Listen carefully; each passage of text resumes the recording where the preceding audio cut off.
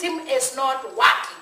So if we cannot state that the system is not working, then we have no business to want to imagine we can be agents of social transformation. We must say the system is not only working, it is dead, it is decadent, it kills. That is the starting point. And then we go to another level, and that's what I am saying. Because this system kills, and it is decadent, and it is killing, we who now are here, what do we have that can show this system that we are not going to die?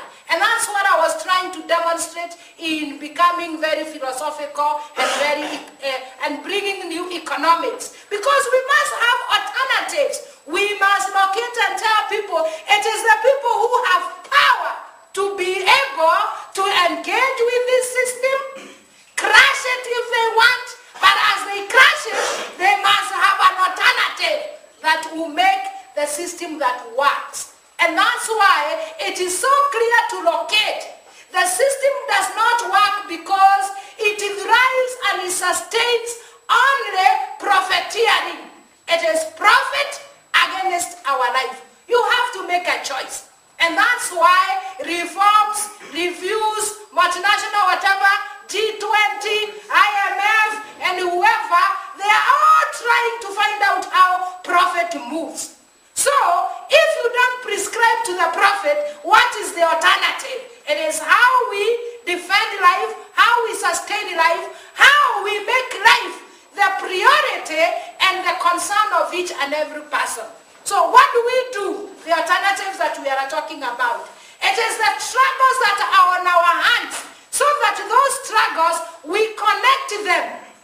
For example, the farmer's struggle must be the teacher's struggle, must be the homeless struggle, must be the progressive intellectual's struggle. The progressive intellectuals must be intellectual activists, and the activists must be intellectual thinkers. We must be able to bring this so that we demystify and break these walls that have continued to package us at every historical material time.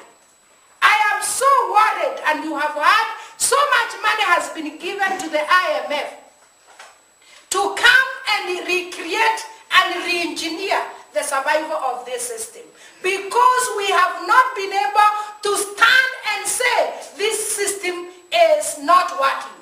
And we got so disarmed after the collapse of the Soviet Union that we never are able to state what other visions and other minds that are there. We are all here, but I think it's only Comrade Adedoye who is able to say there is socialism. We've been talking, and people don't want to say we can be revolutionary. These vocabularies mean a lot and connect a lot. Why do we want to continue being apologetic of a system that we know indeed it kills? So the question of giving a verdict to this system must be on the agenda of the people's struggles for alternative. And that verdict must be parallel with that alternative that the people can be able to demonstrate.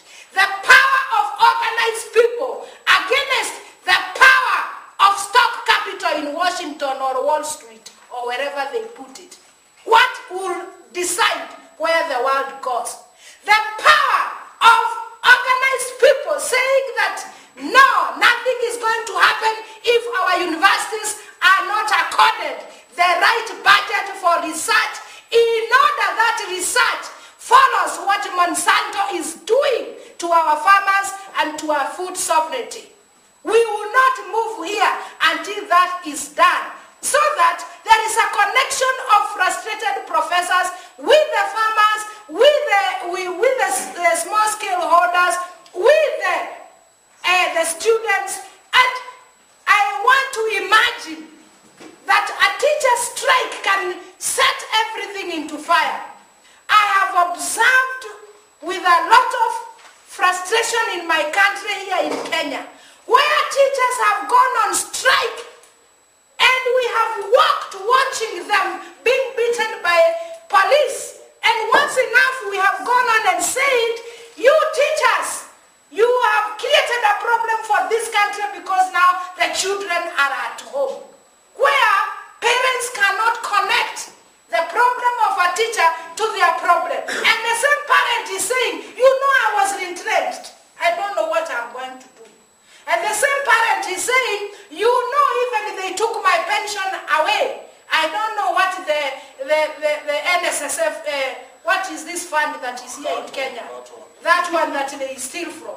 So the whole question of how we must put to table where the problem is and what are the issues and what is the energy that we have and how do we coordinate that energy and how do we bring that energy to those without it and those who do not want, how do we coerce them to also come into the mainstream of being able to organize and mobilize for transformation.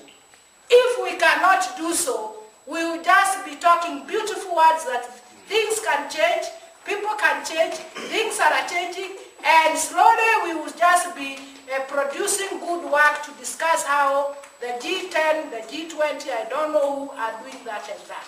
So, what I am saying, if we do not light the fire properly and know where the firewood is, and I'm not saying we go and cut trees, I'm only using it as an analogy, then we will not be able to go where we need to go. Because the fire must be started and the fire must continue burning and burning until it appears like it is an endless fire that is immortal and cannot be put off.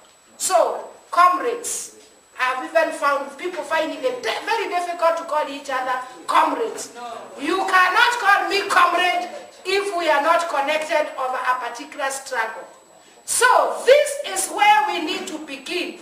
Political consciousness, political imagination and thinking, and I'm glad, Chris, you brought the issue of ideology.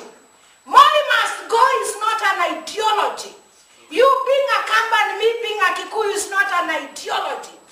The ideology is the concern of how we are constructed and forces that are constructing us, so that there are human beings who feel better than others. Find out what is that is making you not feel better and engage with it. So, my fear is that we are in a very, very ripe material conditions. Revolution is happening, but we are lacking revolutionaries. Chris, I am very angry. Revolution is happening, but we are lacking revolutionary. Stop congratulating me there. Me, I have done my work. What have you done as a young person? David, stop clapping for me. I don't need claps. I want to see things happening in Uganda. The way we were anxious on what happens in Rural Triangle, and we were all wanting to come there. Things will happen. Thank you. So, if things will happen, I sit at rest, because when young people say that things will happen, certainly they will happen. I want to finish by quoting Frantz Fanon. I can't remember how I can quote him word for word, but there is somewhere he said, at every historical material time, every generation has a responsibility. And if they don't rise to the occasion to create or to construct, then they lose that moment, because all what they do is to destroy. I read